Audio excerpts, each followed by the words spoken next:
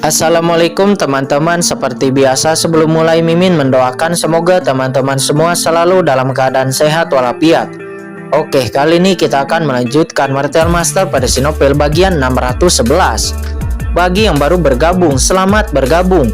Dan bagi yang belum subscribe dulu lah agar Mimin tambah semangat lagi nih bikin videonya. Oke, kalau sudah kita langsung masuk ke isi ceritanya.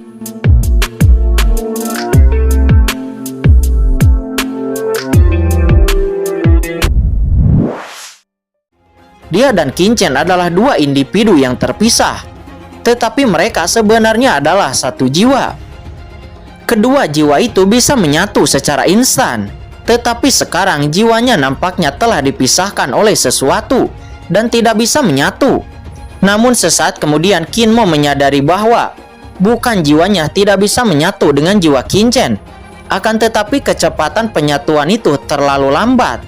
Qin Mo bisa merasakan kedua jiwa bergabung perlahan, tetapi kecepatan ini sangat lambat.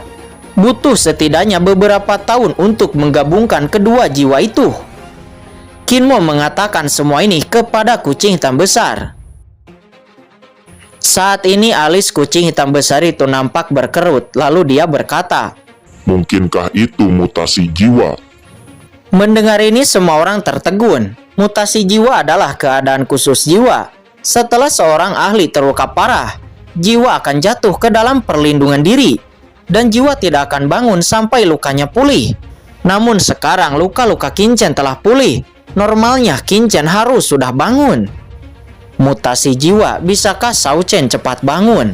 Yu Qiansu dan Jiruyu memegang tangan kiri dan tangan kanan Qin-Chen dengan air mata mengalir di sudut mata mereka.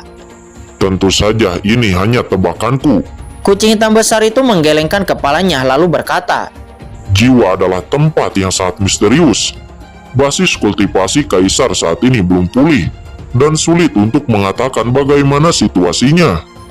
"Senior kucing hitam, beritahu kami berapa besar peluang Qin-Chen akan bangun," kata Yu Qiansu dan Jiruyu. Mereka mengangkat kepalanya dan bertanya kepada kucing hitam besar.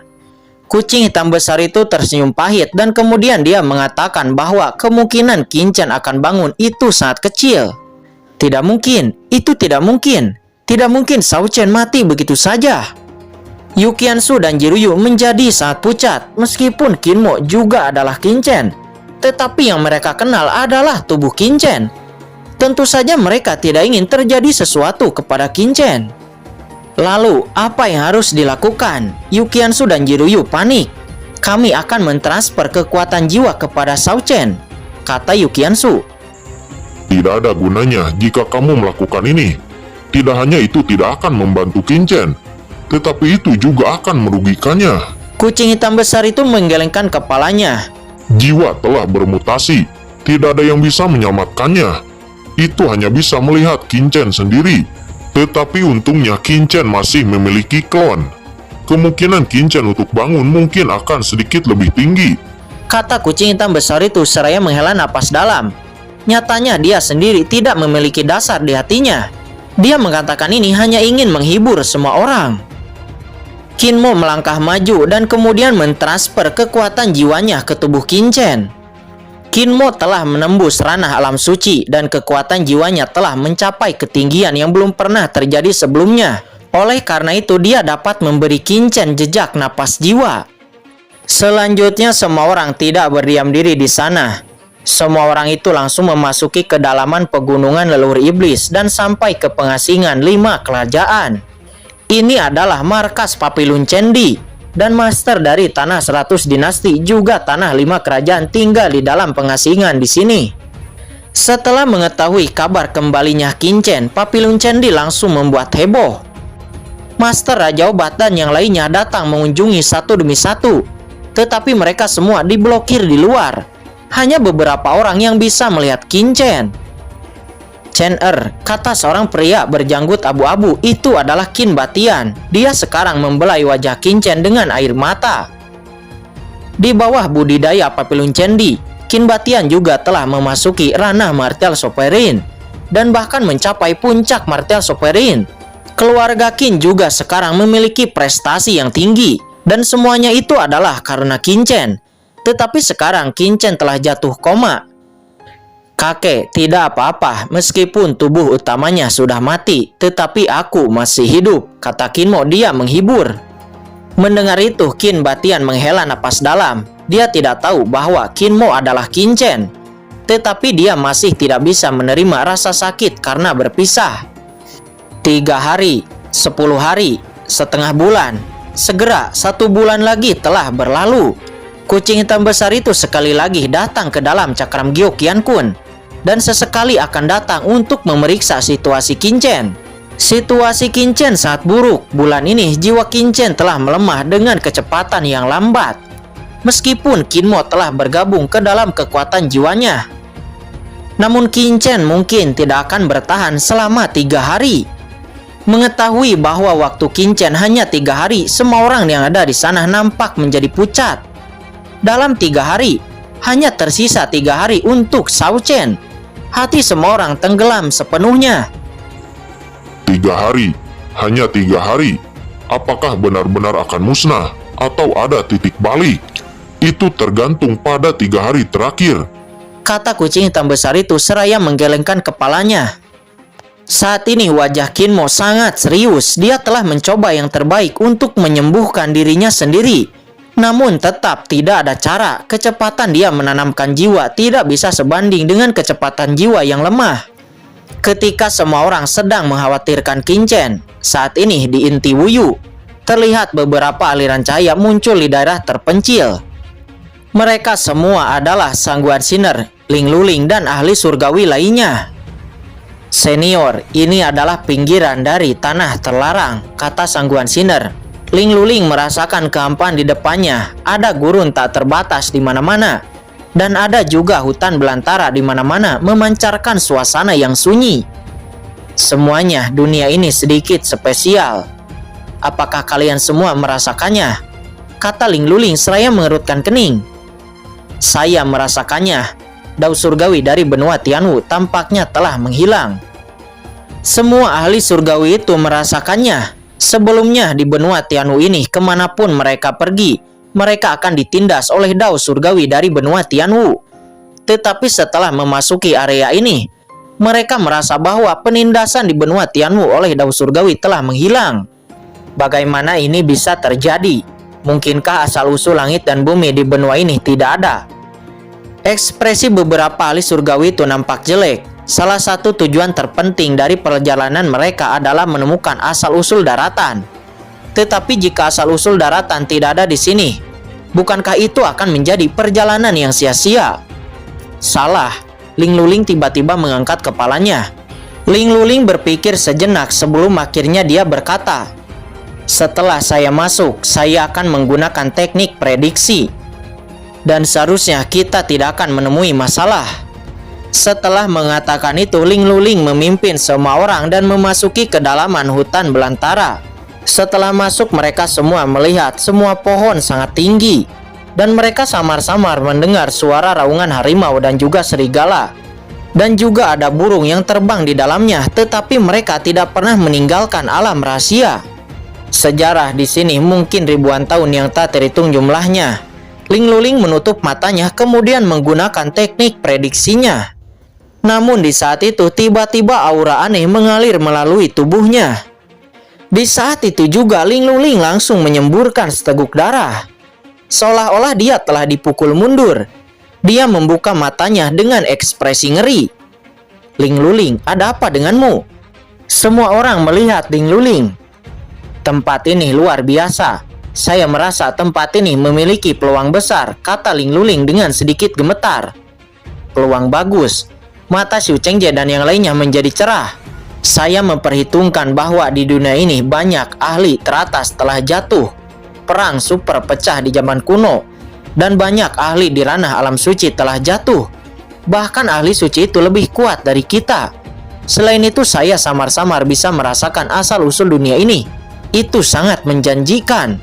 Namun alasan mengapa saya tidak dapat melihatnya dengan jelas hanya karena ada yang tidak beres. Kata Ling Luling, dia menjelaskan. Tiba-tiba semua orang menjadi gembira. Bagaimana jika mereka mendapatkan harta karun yang ditinggalkan oleh kekuatan top tertentu di alam surga di sini? Dan itu bisa membantu mereka melangkah ke alam yang lebih tinggi. Saya tidak menyangka bahwa di alam kecil yang begitu rendah ini akan ada tempat kuno yang hilang. Dan ahli surga yang tak terhitung jumlahnya telah jatuh. Aura di sini terlalu kuat. Saat ini mata Ling Luling menatap ke langit. Dia melihat seekor burung. Dia kemudian terkejut di saat mendapati burung ini telah punah di surga. Tetapi dia tidak menyangka burung ini akan berada di sini. Kemudian Ling Luling menembak burung itu dari kejauhan. Segera burung itu langsung dicengkram di tangan Ling Luling. Ini benar-benar binatang Guyun Peilin. Saya telah melihatnya di beberapa catatan. Meskipun tidak melangkah ke alam suci, ia memiliki kekuatan alam liar kuno di dalam tubuhnya. Bukankah ini binatang aneh yang unik pada zaman kuno di surga? Mengapa itu bisa muncul di sini? Beberapa ahli surgawi itu terkejut. Selanjutnya Ling Luling meremas burung itu. Seketika burung itu menjerit dan meledak. Darah tak berujung menghilang, memancarkan atmosfer kuno. Ling Luling kemudian mengangguk. Ini memang burung Guyun Peilin, tetapi kekuatan garis keturunannya telah banyak memudar. Sebenarnya tempat apa ini? Kata Ling Luling, dia nampak takjub. Dia samar-samar merasa bahwa dia sepertinya telah menemukan rahasia yang sangat mengejutkan. Pergi, masuk, dan lihat. Ling Luling dan yang lainnya hendak memasuki kedalaman tanah terlarang.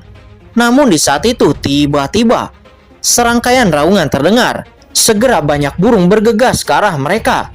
Burung-burung ini nampaknya merasakan kematian burung sebelumnya. Segera burung-burung ini menerkam ke arah Ling Luling dan yang lainnya. Walaupun burung ini sangat kuat, akan tetapi Ling Luling dan yang lainnya adalah ahli surgawi. Tentu saja mereka tidak takut. Duar, segera mereka menembak. Seketika binatang buas itu menjerit dan darah menyembur keluar dari tubuh mereka. Tetapi binatang buas itu bahkan tidak mundur, malah terus menerkam dengan liar. Ling Luling dan yang lainnya bergabung dan membantai burung-burung itu. Seketika burung-burung itu banyak yang mati, dan darah dari burung-burung itu langsung dimasukkan ke dalam botol batu giok. Ini adalah kekuatan garis keturunan primordial. Meski sudah sangat lemah, itu masih merupakan tonik yang bagus saat dibawa ke surga. Itu adalah hal yang baik, itu dapat dijual di surga dan mendapat banyak uang. Hahaha, saya mendapat panen seperti itu segera setelah saya masuk. Ini tidak terlalu buruk, kata Xiu Chengje dan yang lainnya seraya tertawa. Namun di saat itu tiba-tiba napas yang sangat menakutkan muncul di benak mereka semua. Rasa krisis yang kuat melonjak. Persepsi Ling Luling adalah yang paling tajam. Dan napas aneh dirasakan olehnya seketika bulu kuduknya berdiri. Semuanya, hati-hati, teriak Ling Luling. Pada saat ini terlihat angin sepoi-sepoi bertiup dari kejauhan. Melihat itu semua orang secara alami terbang menghindari angin sepoi-sepoi ini. Angin sepoi-sepoi itu segera menyapu mayat dari burung-burung yang telah mati sebelumnya. Seketika mayat-mayat burung itu tiba-tiba menjadi tua, seolah-olah telah melalui pelapukan ratusan juta tahun dan berubah menjadi fosil. Kemudian retak, berubah menjadi abu dan menghilang. Adegan ini mengejutkan semua orang. Apa-apaan ini? Di tengah keterkejutan semua orang, angin sepoi-sepoi itu segera bertiup ke arah salah satu ahli surgawi. Ahli surgawi itu terkejut dan dia buru-buru mengelak. Akan tetapi angin sepoi-sepoi itu menyapu tangan kirinya. Seketika tangan kirinya itu berubah menjadi tua. Kemudian kulitnya kendur, berkerut, dan saripati di dalamnya langsung hilang. Dan pada akhirnya tangan kiri itu mengering dan berubah menjadi fosil, lalu menjadi abu dan menghilang. Seluruh prosesnya terlalu cepat, hanya beberapa detik. Tetapi seolah-olah itu telah melewati ribuan tahun. Dan tangan kiri dari ahli surgawi itu langsung menghilang.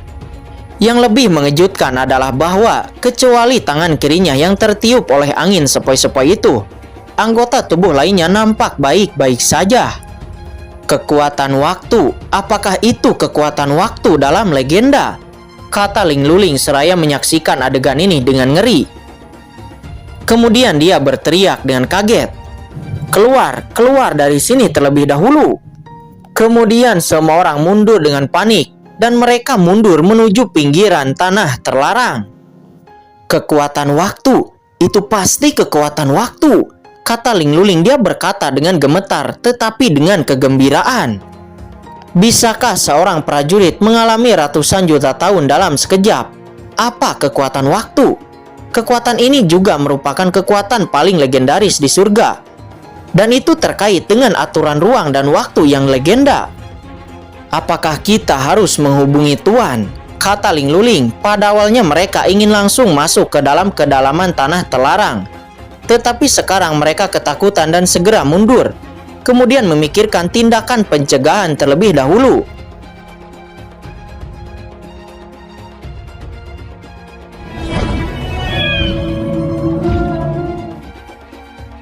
Oke guys, sudah dulu ya. Jangan lupa subrek biar lanjut terus ceritanya. Bagi yang sudah subrek, mudah-mudahan dimudahkan rezekinya. Mimin undur diri. See you next and goodbye.